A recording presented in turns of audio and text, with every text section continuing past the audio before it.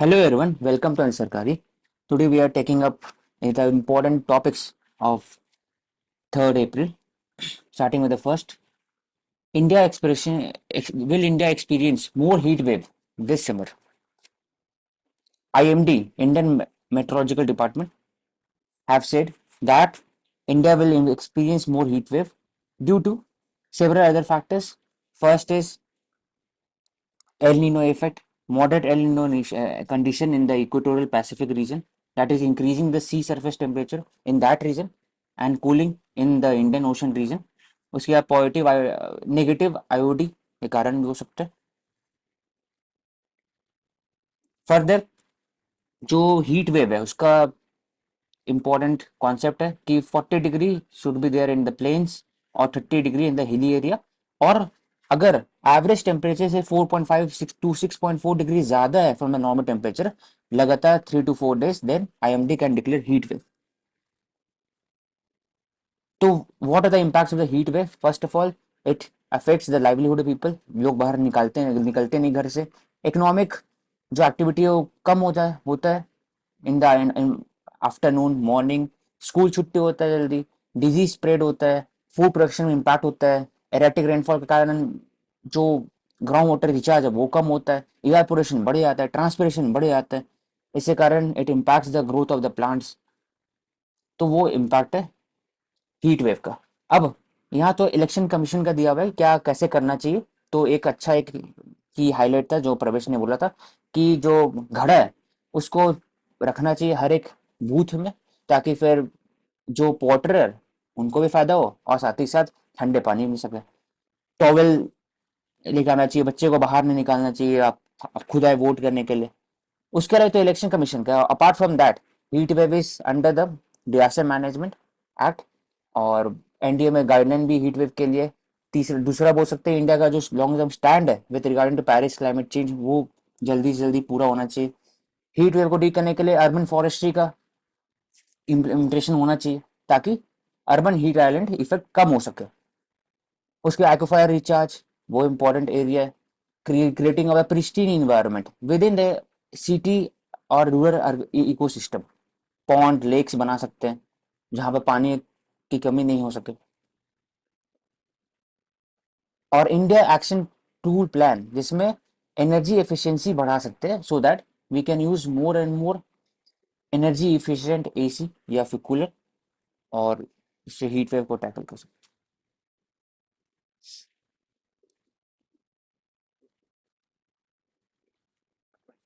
India is risking demographic dividend.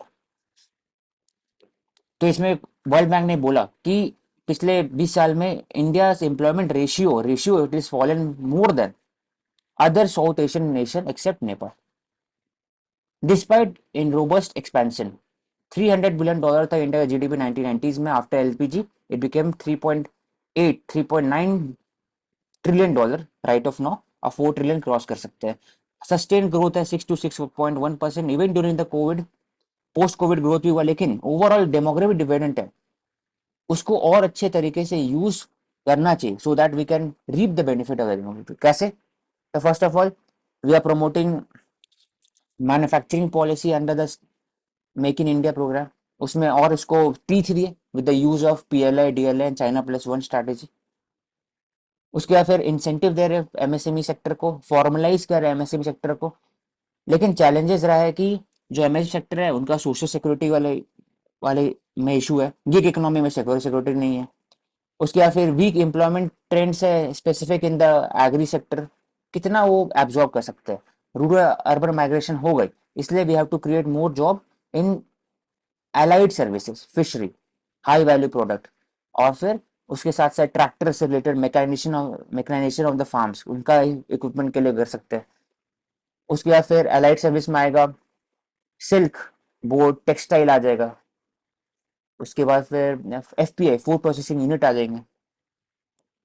फिर creating of the cold chain system वो allied service में आ सकते हैं. लाइव स्टॉक आ सकता है एलाइड सर्विस में, उसमें होना चाहिए.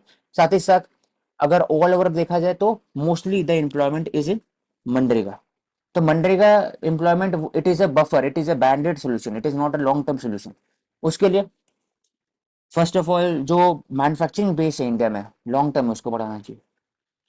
और ग्रीन क्लाइमेट से रिलेटेड जो भी स्टार्टअप है उसको प्रमोट करना चाहिए। फॉर एग्जांपल ईवी स्टैब्लिश हुआ है, जिंदल ने स्टैब्लिश किया गुजरात, उड़ीसा में। बाकी फिर battery technology, semiconductor technology establish हुआ है गुजरात में। ऐसे करके बाकी जो ई ग्रीन एरिया उसमें भी जॉब क्रिएशन होनी चाहिए। वुमेन पार्टिसिपेशन बढ़ना चाहिए इन इकोनॉमी में, तब जाकर के demographic dividend we can reap it. Aton India begins testing of EV charger for passenger vehicle। अब जब पैसेंजर व्हीकल बात करें तो ध्यान में आता है FAME one policy, FAME two policy under the ministry of heavy electrics.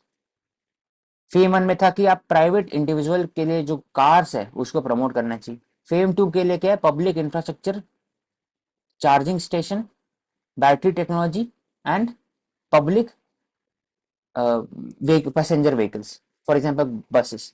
लेकिन अभी भी हम लोग इसमें ट्रैम इंक्लूड नहीं किया जो कोलकाता में है। और जो चाइना बना रहे ट्रैम कम बस, मतलब बस वो ऐसा बस है कि ट्रैम जैसा है एक तरह से। तो वी शुड प्रमोट दैट। और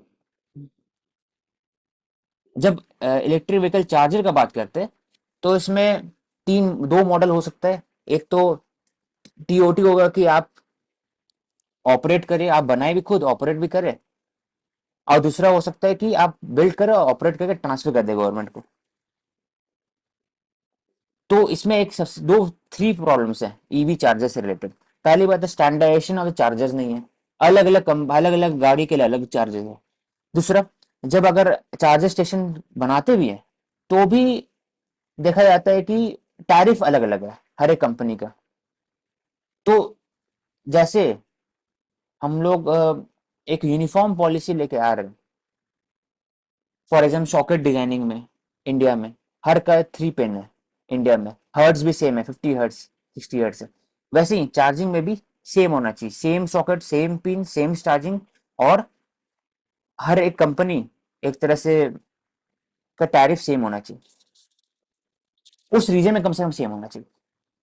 अब वो कैसे कर सकते हैं, तो एक पूलिंग ऑफ फंड क्रिएट कर सकते हैं, इसमें पूल किया जाए। उसके बाद वो पूलिंग फंड से फिर वो स्टैब्लिश करना चाहिए चार्जर, चाहे वो टाटा करे, चाहे वो जिंदल करे, चाहे कोई और भी करे। एक तरीके हो सकता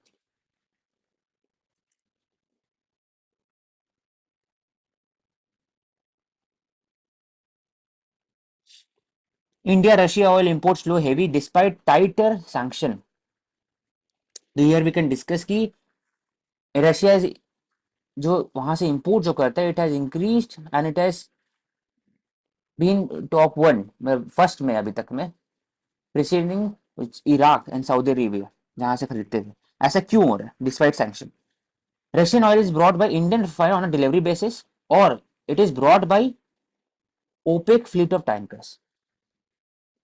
मतलब कि शैडो शिप रहते हैं, shadow ship that is not tracked by the big corporation world wide. और वो operator from the Greece, Turkey, Russia और tax haven Marshall Island, Liberia, Panama, it has emerged key player. अब वो ship India में आते हैं, उससे फिर शिप से शिप ट्रांसफर होता है, फिर वो बन जाते हैं लीगल हो जाता है एक तरह से, STC. STC transfer cargo between ships position along each other. इसका मतलब जो वहां से एक शैडो शिप है, इंडियन शिप है, और बीच में ट्रांसफर हो गया, और वो इंडियन शिप के पास सैंक्शन नहीं है तो उनके पास लगेगा नहीं। तो आपको तेल भी मिल गया सस्ते में, सैंक्शन भी नहीं लगा। एक तरीका वैसा होता है, शैडो शिपिंग बोलते हैं उसको। Manufacturing PMI at 16 years high as new order jump in March. This showcases की इंडिया का जो डिमांड एंड सप्लाई है वो एक रोबस्ट है इवन आफ्टर कोविड, और even due to the global uncertainty due to Israel Hamas और Russia Ukraine war. Overall जो कंज्यूमर का जो कॉन्फिडेंस है वो बढ़ा है, और कंपनीज हैव रिमेन कॉन्फिडेंट कि उनका जो स्टॉक है वो एक अफोर्ड एक सस्टेनेबल रेट में खत्म भी हो रहा है और बन भी रहा है।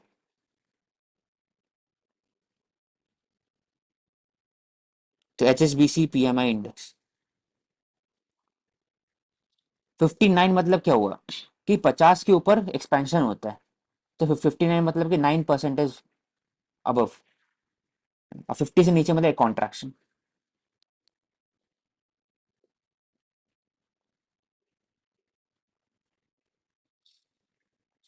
When we talk about Gaza war, it needs a smart exit strategy. इसमें we have discussed 1 month back कि Israel it has entered into the Gaza war, लेकिन उनके पास स्ट्रैटेजी नहीं है कैसे एग्जिट करें। क्यों? दो रीजन कारण। पहली बात है कि वो बीच में वॉर छोड़ के नहीं आ सकते, उसे पूरा ऑलरेडी ह्यूमन कैटास्ट्रोफिक लेवल पे पहुंच चुका है, और फिर अगर छोड़ के जाएंगे तो क्या ऑब्जेक्टिव रीच हुआ वो पता नहीं चल सकेगा। दूसरा, वो फिर कैसे एक डेटरेंट मैकेनिज्म में स्टैब्लिश कर सकते हैं लॉन्ग टर्म में कि ऐसा वापस से नहीं हो। 7 अक्टूबर 2023 में जो हमास ने अटैक किया था इसराइल के ऊपर में, it was the largest, it was a terrorist attack against the Israeli common citizen, वो वापस से नहीं। तो इसलिए स्मार्ट एग्जिट स्ट्रैटेजी इंपॉर्टेंट इसलिए क्योंकि लॉन्ग टर्म में इसराइल का जो लॉन्ग टर्म ब्रांड वैल्यू है वो भी कम हो रहा है, उनका मिलिट्री इक्विपमेंट पावर, इस बात हो रहा था कि कितने ताकतवर है, जल्दी से वॉर खत्म हो जाए, ऐसा हो नहीं रहा है। और फिर ह्यूमन कैजुअलिटी के कारण जो दुनिया भर में जो ओपिनियन है रिगार्डिंग इसराइल, वो धीरे धीरे न्यूट्रल की तरफ जा रहा है, न्यूट्रल से फिर नेगेटिव तरफ जा रहा है। इसलिए it needs a smart exit strategy. लेकिन Israel has succeeded in eliminating only 30% of 30,000 Hamas fighter. अब कुछ कुछ बीच में ह्यूमैनिटेरियन पॉज हुआ जिसमें फूड एड्स भी दिया गया by the US, it was air drop, लेकिन वैसा कुछ लॉन्ग टर्म नहीं है। दूसरा, normalization and reconciliation between Israel and Arab world जो चल रहा था ड्यूरिंग द अब्राहम अकॉर्ड बोल सकते हैं, वो पूरा नहीं हो सकेगा अगर एग्जिट नहीं करेंगे, क्योंकि no country in Arab would like to deal with Israel during the war. Cease fire इसलिए इंपॉर्टेंट, लेकिन सीज फायर होता है इंटरनेशनल प्रेशर से, लेकिन उससे कोई ऑब्जेक्टिव, मिलिट्री ऑब्जेक्टिव या फिर आपस में डिप्लोमेसी जनरेट नहीं होता। सेम हाल वैसे ही जैसे यूएस का हाल था आफ्टर 9/11। उन्होंने बोला था war against terrorism, either you are with us or against us. Directly black and white में उन्होंने स्टार्ट किया था ये। यूएस वॉर अगेंस्ट अफगानिस्तान 2001 और US war in Iraq 2003, unilateral decision without any support in from the UNSC. लेकिन क्या फायदा हुआ? फायदा यही, कुछ नहीं हुआ। इराक डिस्टेबलाइज हुआ और लॉन्ग टर्म में इराक और सीरिया में सिविल वॉर हुआ और वहां से फिर आईएसआईज राइज हुआ। तो घूम फिर करके terrorism can not be eliminated, it only can be reformed, it can only be nudged in a right direction. Elimination नहीं हो सकता, हमेशा आइडियोलॉजी रहेगा, लोग रहेंगे। until unless unemployment is tackled, until unless de-radicalization is tackled, terrorism cannot be radical statement, लेकिन इसको बोल सकते हो। और फिर दूसरा कि इम्पैक्ट क्या इसराइल का अगर नहीं करेंगे तो it has suffered engineering to this personal moral decline होता है, इकोनॉमी इज ऑल्सो डिक्लाइनिंग 20%। फिर उसके अंदर में जो स्ट्राइक्स होगा और फिर सोशियो इकोनॉमिक कंडीशन इसराइल के अंदर वो खराब हो सकते हैं। मोर एंड मोर जो budget it will be given to the defence personnel, तो डिफेंस और मिनिस्टर और उनका जो एक नेशनल सिक्योरिटी स्टेट है, इसी कारण पॉलिटिकल सिविल लिबर्टी वो भी इम्पैक्ट होगा लॉन्ग टर्म में। जो अभी हुआ भी था कि जो जज थे उन्होंने डिसीजन दिया था तो पूरे जो अपोजिशन पार्टी है वो सड़क पे आ गए थे against the Bibi Benjamin Netanyahu. तो that is why it is it is peace solution is needed both for Gaza and Israel and all the Arab stakeholder in that region। तभी जाकर के अपना जो आईएमईसी कॉरिडोर है वो success हो सकता है, अब्राहम रिकॉर्ड 2.0 हो सकता है, और पूरी जगह पे पीस एंड स्टेबिलिटी आ सकता है। दुनिया भर में जो एक एंटी सेमिटिज्म है, एक रेडिकलिज्म है, वो कम हो सकता है। इसलिए peace. Next, buoyant GST reform created a chance to prioritize its overhaul. तो ओवरऑल नेट डायरेक्ट कलेक्शन रोज बाय 19%। बोल सकते हैं central GST collection is also increased. पहले जब स्टार्टिंग में हुआ था तो 40,000 करोड़, 50,000 करोड़, 90 हुआ, अब लेकिन 2 लाख करोड़ भी टच होने वाला है। 2 लाख करोड़।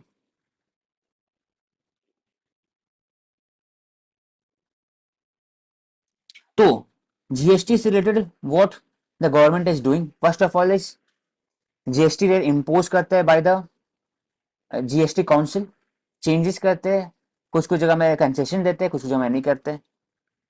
दूसरा कि अश्योर करते हैं स्टेट गवर्नमेंट उनको वापस पैसा मिल जाएगा, ओवरऑल कंपनसेशन दिया जाता है from the GST under 2017 act, वो पूरा दिया जाएगा।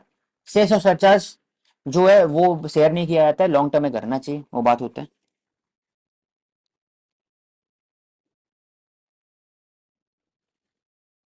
और जो transparency and accountability in the GST regime वो बढ़ाया जा रहा है। For example e way bill और असेसमेंट, फेसलेस असेसमेंट इसमें bill. Poll campaign in India must reflect climate issue. Campaigning जब बात करते हैं तो हमेशा बात होता है national security, India Pakistan, India China, फिर गरीबी हटाओ, social justice, north south, division भी रहता है लेकिन इंटीग्रिटी भी रहता है। फिर कैसे अनएम्प्लॉयमेंट को टैकल कर सकते हैं, क्या अच्छे दिन आए। लेकिन कभी भी हम लोग बात नहीं करते कि बैंगलोर में पानी की किल्लत है, क्या करना चाहिए। इंडिया में हीट वेव आने क्या करना चाहिए। नॉर्थ में जो इरिगेशन है वहां पर पानी का इश्यू है, क्या करना चाहिए। ओवरऑल क्लाइमेट चेंज के कारण फूड प्रोडक्टिविटी कम होता है, क्या करना चाहिए, उस पर बात नहीं होता। तो that is why poll campaigning by both the opposition and political parties, all political parties need to focus on climate issues. क्योंकि वेदर इवेंट बढ़ते जा रहे, heat wave, torrential rainfall, tropic cyclone have increased, it has disturbed many activity including agriculture, socio economic development around the world. और mitigatory steps लिया जा रहा है, progress भी लिया जा रहा है। इंडिया का स्टैंड भी रहा है, लाइफ मिशन से लेकर के Panchamrit target, alternative form of energy to renewable source of energy, वो भी किया जा रहा है। उसके बाद फिर फ्रेट कॉरिडोर, पानी टैंकर पहुंचाया जा रहा है, किया जा रहा है। लेकिन वो मिटिगेशन है, वो बैंड, वो एक तरह से पोस्ट सोल्यूशन है। प्रिवेंटिव सोल्यूशन क्या हो सकती है, या फिर पहले से हम लोग कैसे मिटिगेट कर सकते हैं, उस पर बात नहीं होता, या भाई कम होता है बात। Political parties must commit themselves to enhancing the public awareness. Differences हो सकता है with regarding to the step. कोई बोल सकता है कि nuclear energy is most sustainable one, कोई बोल सकता है कि solar energy is most sustainable one. तो डिबेट, चर्चा हो सकता है, लोग के अंदर अवेयरनेस हो सकता है, तभी जाके हो सकता है। लेकिन over the years there has been increasing trend among the people regarding the awareness regarding the renewable sources of energy and also the climate change। तभी जाकर के इन जो सरकार का पॉलिसी रहा है सौभाग्य योजना, या फिर 1 crore roof top solar installation, वो भी लोग अपना रहे। सब कोई घर पे एलईडी यूज कर रहे हैं रादर देन के सीएफएल, पैसा ही बच रहा है, साथ ही साथ एनर्जी इफिशिएंट भी। तो धीरे धीरे we are seeing that there is a increasing trend, afforestation भी बढ़ा है ओवरऑल नेशनल। तो इसमें कीवर्ड अगर देखा जाए पीटी के पर्सपेक्टिव से, national action plan on climate change, इनका रोल रहा है कि क्लाइमेट चेंज का इंडिकेटर है, सस्टेनेबल डेवलपमेंट गोल, उसको ट्रैक करे। और ओवरऑल इसमें अलग अलग इंडिकेटर, एयर पोल्यूशन भी इसी में आता है, वाटर सैनिटेशन सब इसी में आता है।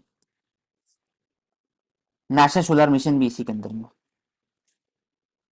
और फिर दूसरा है national green hydrogen mission, ministry of renewable source of energy, 5 million ton long term target है। ग्रीन हाइड्रोजन का इलेक्ट्रोलाइजर चाहिए, इलेक्ट्रोलाइजर अभी के लिए इंपोर्ट करना पड़ता है। और अभी जो इसका रेट है it is not market based, अभी और समय लगेगा। अब वापस आते हैं national action plan on climate change. तो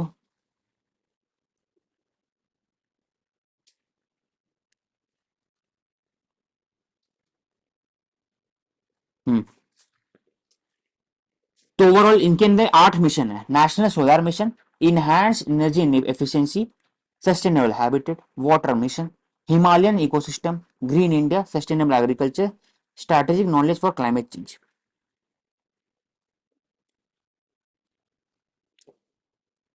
It was formulated on 2008 in 2008 by Prime Minister Council on Climate Change।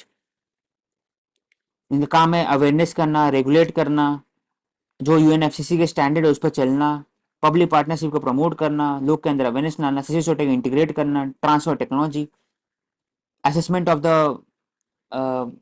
Already जो एक्शन है उसको एसेस करना।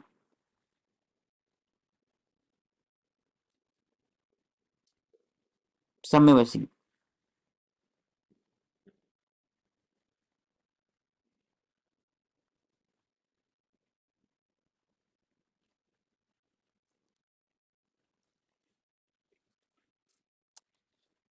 अब फ्रिज के अंदर बिस्किट रखते हैं क्रिस्प क्यों होता है, तो पहली बात अगर बाहर रखते हैं तो उसमें मॉइस्चर ज्यादा जाता है, क्योंकि relative humidity of hot air is more than cold. तब आप बाहर रखते हो तो मॉइस्चर अट्रैक्ट करते हैं, तो उसी कारण वो सोक हो जाते हैं, तो ठीक नहीं लगता खाने में। फिर अगर फ्रिज के अंदर रखते हैं तो जो कूल एयर होते हैं उनके अंदर रिलेटिव ह्यूमिडिटी कम होता है, इसके कारण क्रिस्प रहता है। तो वही एक बार देख लो, कॉन्सेप्ट साइंस का।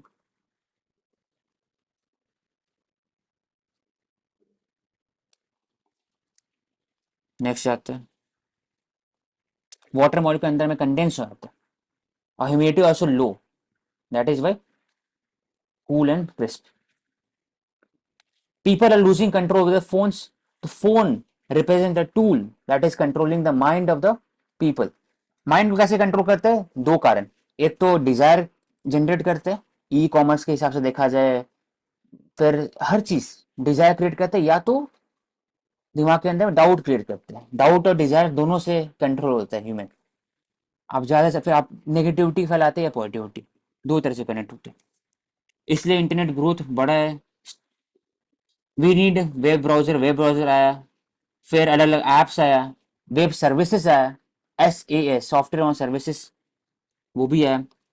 बिग कंपनीज, बिग टेक आए, Amazon, Apple, Google, Meta.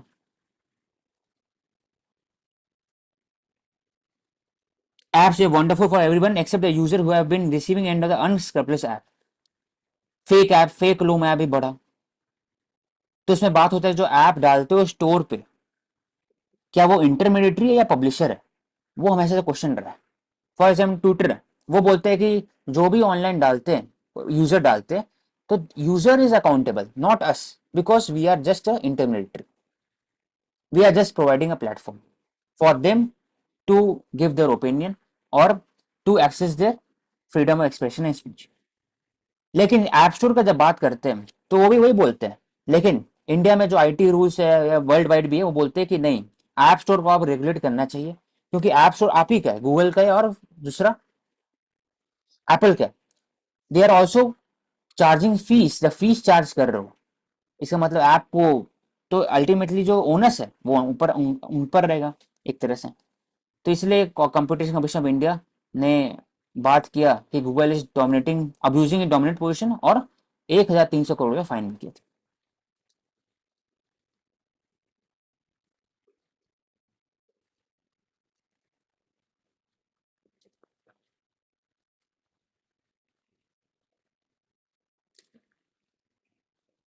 Helping the hills breathe easy. Restricting traffic on the Ghat Road leading to the Ooty and Kodai Canal is welcome. Bench have said that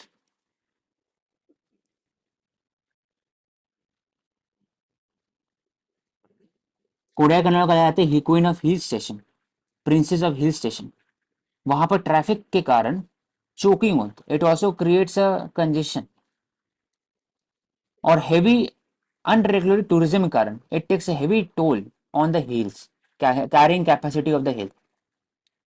wild life animal conflict बढ़ते हैं, जो species है उनका जो normal path वे वो destruct होता है, restrict होता है। इसलिए क्या किया गया कि उनका जो ट्रैफिक सिस्टम है इसको रेगुलेट करने के बाद रिस्ट्रिक्ट कर दिया गया ट्रैफिक को। 2,000 व्हीकल्स घाट रोड में आते हैं, लेकिन एक एक दिन में अब 20,000 हो चुका है एक तरह से। दैट इज वाई, तो क्या करना चाहिए? तो पहली बात है कि इको टूरिज्म और सस्टेनेबल टूरिज्म प्रमोट करना चाहिए। वो कैसे होगा? हार्मफुल प्लास्टिक को यूज नहीं करेंगे, वाटर डिस्पेंसेशन को आप प्रमोट करेंगे थ्रू CSR एक्टिविटी, लिकर को बैन कर देंगे, फिर टोल कलेक्शन जो भी होगा उसमें आप एक्स्ट्रा कलेक्ट करेंगे toll during night service. Night में ज्यादा टोल कलेक्शन होगा, सुबह सुबह में तो क्या होगा, नजिंग होगा, रात में लोग नहीं जाएंगे। अभी टूरिज्म डिपेंडेंट इकोनॉमीज है, उसमें भी आप एक सस्टेनेबल प्रोसीजर को प्रमोट करेंगे। फॉर एग्जाम्पल होम स्टे, जैसे उत्तराखंड में 4,000 होम स्टे स्टैब्लिश हुआ था, वैसे ही वेस्टर्न घाट में होम स्टे प्रमोट कर सकते हैं। डे टूरिज्म प्रमोट कर सकते हैं, नाइट टूरिज्म नहीं। साइंटिफिक असेसमेंट कैरियर कर सकते हैं पूरा कैरिंग कैपेसिटी के ऊपर।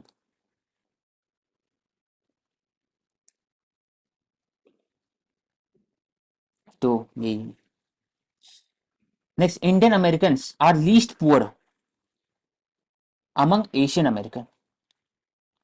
ये दिखाता है कि जो इंडियन वे ऑफ लाइफ है, इंडियन अमेरिकन के जो वे ऑफ लाइफ है, उनका ट्रेडिशन कल्चर है और उनका जो कॉम्पिटिटिवनेस है right from beginning, right when you are born in the house, आपको कॉम्पिटिटिवनेस रहता है बेहतर से स्टेम एजुकेशन या बाकी सब कमाना है, पढ़ना है, आगे कुछ करना है, वो it out competes every other ethnic group in US.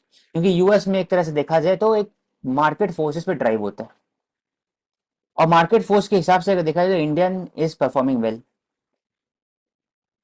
लेकिन टू थ्री एरियाज जहां पर इशू है इंडियन अमेरिकन का। Indian American are mostly right no, they are best employer, और वो एक तरह से they are becoming best employees, they are not becoming employer, they are not creating a valuable big startups जैसे US में करते। It is driven by Jews, it is driven by जो white American या फिर जो यूरोपियन एंसेस्टर से लोग आते हैं वो ड्राइव करते हैं पूरे जो इकोनॉमी, स्पॉटिफाई, मेटा, गूगल, सब वही ड्राइव करते हैं। इंडिया में सीईओ बनते हैं या फिर वो बाकी फिर हेज फंड के मैनेजर बनेंगे। तो ऊपर फोकस करना चाहिए। स्पिरिट तो कब तभी आ सकता है जब सेंस ऑफ सिक्योरिटी आएगा परिवार के अंदर में, for the next generation to take a huge risk. Second, जब आपके पास स्किल डेवलपमेंट होगा, क्रिटिकल स्किल होगा, आप एसेस कर सकते हो मार्केट सिचुएशन, वो तभी होगा जब हमारे यहाँ जो एनईपी के अंदर में चेंजेस आएगा। क्रिटिकल स्किल शुरू से सोचें कि प्रैक्टिकल स्किल क्या है और सोशल और इकोनॉमिक एस्पेक्ट क्या है हर एक चीजें के ऊपर, तो आप डिसीजन मेकिंग स्टार्टिंग में सीख सकते हैं on the basis of the condition. तो ये दो चीज था। तीसरा बोल सकते हैं कि Indian American more and more family oriented है, फैमिली वैल्यूज प्रमोट करते हैं, और वो एक तरह से इंटीग्रेटिव अप्रोच है उनका, अमेरिकन इंडियन अमेरिकन का। वो एक दूसरे सपोर्ट करते हैं वहां पर। हायर एंड फायर भी इंडियन अमेरिकन यूज करते हैं। पूरे जो चेन है, motel chain, it is owned by the Patel. Diamond industry owned by the Gujarati family. उसके बाद फिर वहां पर जो सन फार्मास्यूटिकल कंपनी, उसमें भी स्टेक होल्डर बहुत ज्यादा है। तो कुछ कुछ फील्ड में, आईटी सेक्टर में अगर देखा जाए वहां पर भी आउटसोर्सिंग किया जाता है, गेमिंग सेक्टर में भी आउटसोर्स किया जाता है इंडिया में। तो ओवरऑल एक फायदा हो जाता है इंडियन को, क्योंकि इंडियन अमेरिकन वहां जो जाते हैं वो फिर इंडिया में पैसा बेचते हैं, वो भी एक फायदा है। दूसरे कि वो हायर करते हैं इंडियन से जो लोग आते हैं, तो एक साइकिल रिपीट होते रहता है। और वो भी कॉन्ट्रैक्ट जिसको, और अमेरिकन कंपनी के अंदर काम कर रहे हैं तो वो कॉन्ट्रैक्ट भी देते हैं इंडियन कंपनी को। ऐसे पूरे गेमिंग सेक्टर, वीएफएक्स बैंगलोर चलता है ओवरऑल। अलग बात है कि इंडिया में गेमिंग सेंटर डेवलप ही नहीं हुआ है। कोई इंडिया बना नहीं सकता अभी तक, कोई वीएफएक्स बिग गेम नहीं बन चुका है इंडिया में। यूएस में बनाता है, रॉकस्टार गेमिंग, ईए स्पोर्ट्स एक्सेट्रा, इंडिया में नहीं बना है। लेकिन जो बनाते हैं वो एम्प्लॉयज इंडिया के होते हैं और इंडियन अमेरिकन होते हैं। तो एक ही बस हाईलाइट करेंगे कि overall creating of more startup, job, entrepreneurship, ये बढ़ना चाहिए rather than job seeker Indian American के अंदर में।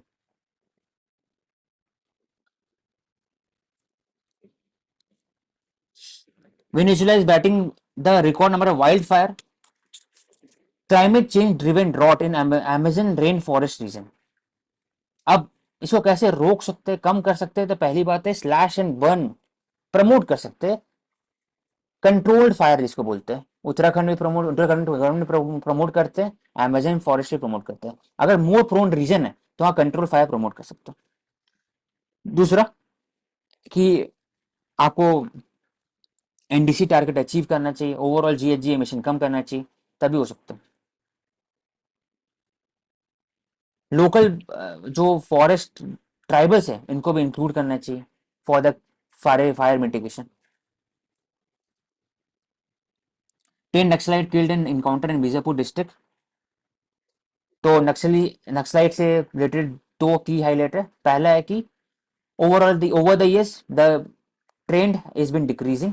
अभी सिर्फ 100 से नीचे होता है केसेस साल भर में, पहले 2000 से ऊपर था बिफोर ऑपरेशन ग्रीन हंट 2009 में। अब दूसरा बात है कि इंडिया अप्रोच का दो अप्रोच है इंडिया के पास। पहला है कि hard measure using encounter, using creating of a village battalion, reserve forces at a district level, CRPF में कोबरा बटालियन एक्सेट्रा। और दूसरा है कि डेवलपमेंट मैकेनिज्म, कि creating of Eklavya school model, block aspiration block district program, उसके बाद creating of decentralization of the democratization of the election process, election campaigning में help करते हैं, उसको इंटीग्रेट करते हैं सोसाइटी से। 8 शेड्यूल ट्राइबल का इंटीग्रेशन, ऑटोनोमस काउंसिल, सबसे एक तरह से कम हो रहा है एक्चुअली धीरे धीरे। BJP go to poll manager has a role reversal. पहले वो बैकरूम स्ट्रेटेजिस्ट थे for the party. Bhupender Yadav is not contesting first Lok Sabha election. तो ये दिखाता है कि हर एक जो पार्टी है वो कैसे अपने कैडर को सपोर्ट करते हैं, और over the years experience matter rather then nepotism. तो एक्सपीरियंस जो ऑलरेडी इनका था भूपेंद्र यादव का, कि पहले वो बैकरूम स्ट्रेटेजिस्ट थे पार्टी के लिए, वो अब डायरेक्टली पोल्स लड़ेंगे। तो थ्योरेटिकल एस्पेक्ट हो गया, अब प्रैक्टिकल एस्पेक्ट।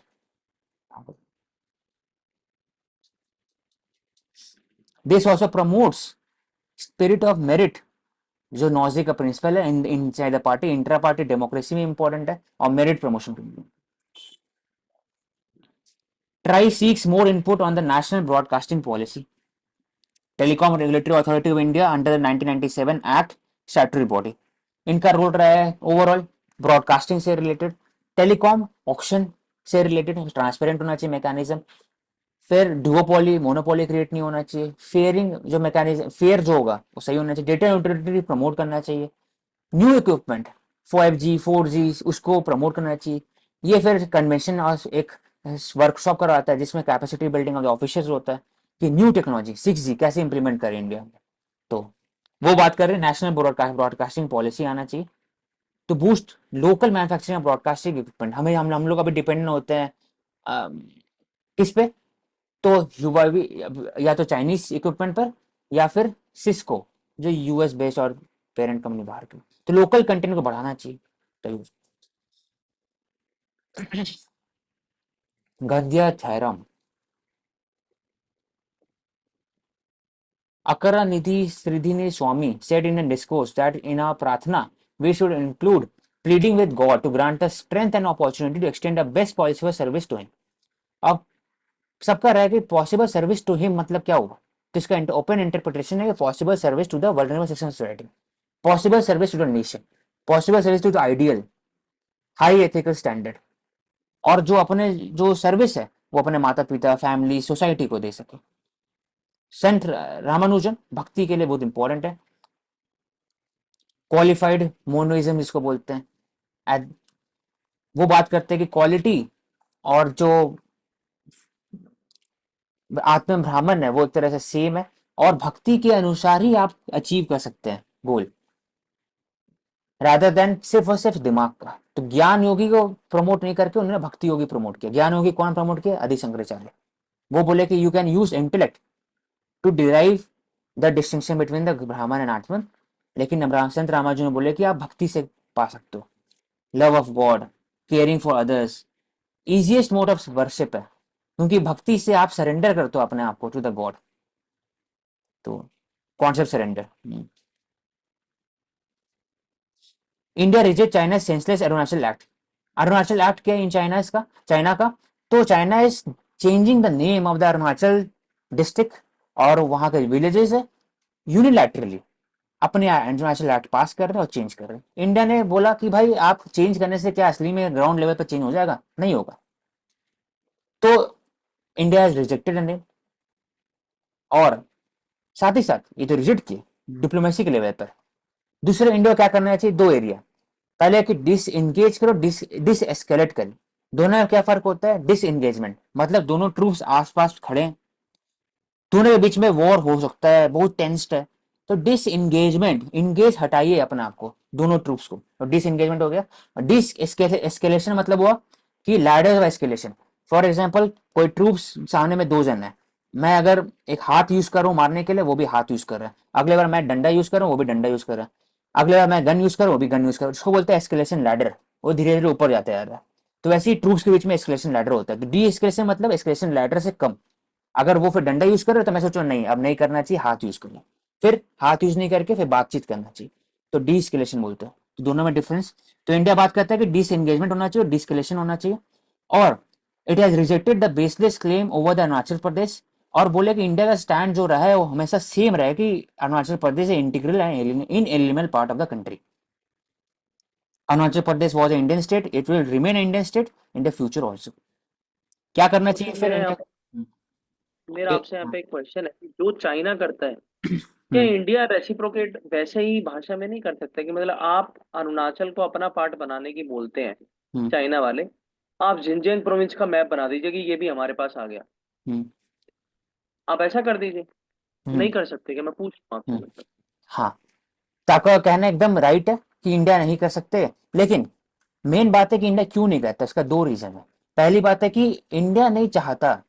इंडिया एक तो करेगा तो एक उसको बोलेंगे कोर्सिव डिप्लोमेसी कि टिट फॉर टैट, तो इसका सोल्यूशन नहीं निकले, इससे सोल्यूशन खराब ही होगा। और क्योंकि चाइना ही चाहता ही कि इंडिया भी ऐसा करे, तभी जा करके क्या होगा कि जब दोनों क्लेम करना स्टार्ट करते हैं, मेरा घर तुम्हारा है, तुम्हारा घर मेरा है, जमीन तुम्हारा मेरा है, वो भी बोलेगा वैसे ही, लास्ट में क्या होगा, डंडा उठाना पड़ेगा। डंडा के बाद फिर लोग गलत काम करते हैं, थ्रू यूज लॉयर्स या सुपारी देते हैं। तो इंडिया तो चाइना और इंडिया, इंडिया इससे चाइना चाहता है कि इंडिया वैसे ही करे, ताकि लास्ट में कुछ ना कुछ क्लासेस हो, और चाइना फिर एक तरह से कोर्सिव डिप्लोमेसी यूज करे, साथ साथ मिलिट्री यूज करे। तो इंडिया क्या करता है, इंडिया मॉरल सपोर्ट लेता है। मॉरली इंडिया बात करता है कि हम लोग डेटरेंट तो करेंगे क्रिएट, लेकिन morally we will say that China whatever China is doing it is illegal, it is wrong, it is against the international rule of ethics. चाहे वो यूनिलैटरल डिसीजन मेकिंग हो रिगार्डिंग द ई flow of the Brahmaputra river, या फिर unilateral decision making हो regarding PoK और CPEC, या फिर जो चाइना का डेट पॉलिसी हो, चाहे वो या फिर बाउंड्री मैनेजमेंट हो। अब क्या था, अगर इंडिया भी करेगा ना, तो प्रॉब्लम क्या होगा कि इंडिया फिर कोई हक से नहीं बोल सकता कि in China should follow the international law and order, international ethics in the South China Sea. South China Sea में अब इंडिया क्या बोलता है कि every country should follow the international based rules, और हर को एक तरह से स्पेसिफिक फ्रेमवर्क को फॉलो करना चाहिए। वो इंडिया तभी बोल सकता है जब इंडिया नहीं करता है, और इंडिया एक मॉरली एक डोमिनेट पोजीशन पर है, और एक इन्फोर्स करता है, चाइना को बार बार बोलता है ये करना चाहिए, ताकि बाकी लोग का सपोर्ट मिल सके, चाहे साउथ चाइना सी में, चाहे इंडिया सब कॉन्टिनेंट। प्रवेश, तो मॉरल डिप्लोमेसी बोल सकते हैं यहाँ पर कीवर्ड, हम्म। वो इंडिया हाईलाइट करता है। और क्या कर सकते हैं, तो मॉरल डिप्लोमेसी हो गया, डिप्लोमेसी से रिलेटेड। अब अभी क्या है, और hard creating hard infrastructure. First villages, village defence committee promote कर सकते हैं। फिर वाइब्रेंट विलेज प्रोग्राम प्रमोट कर सकते हैं। Electrification of villages, creating a hard infrastructure, Arunachal Pradesh से वहां पर टनल क्रिएशन। और फिर एक और एक कल वर्ड था मानसी ने हाईलाइट किया था अरुणाचल प्रदेश से रिलेटेड, वो भी बना सकते हैं, creating hard infrastructure, bridges, road, creating of IBG, integrated battle command, integrated theatre command, creative. फिर आप मोर एंड मोर टेक्नोलॉजी इनोवेशन कर सकते हो, आईसीबीएम बढ़ा सकते हो, S-400 स्टैब्लिश कर सकते हो, रेडार स्टैब्लिश कर सकते हो। फिर आप सैटेलाइट यूज, निसार, निसार नहीं, रीसैट, रीसैट को यूज कर सकते हो। तो अलग अलग area, frontier Arunachal highway, thank you, उसको प्रमोट कर सकते हो। तो ये सब एरिया के कारण सिर्फ अरुणाचल प्रदेश नहीं है, उत्तराखंड में भी, सिक्किम में भी, हर जगह। तो मॉरल डिप्लोमेसी, और दूसरा हार्ड पावर यूज कर सकते हैं। तो ये we have discuss this one, de-escalation and disengagement. Next नहीं,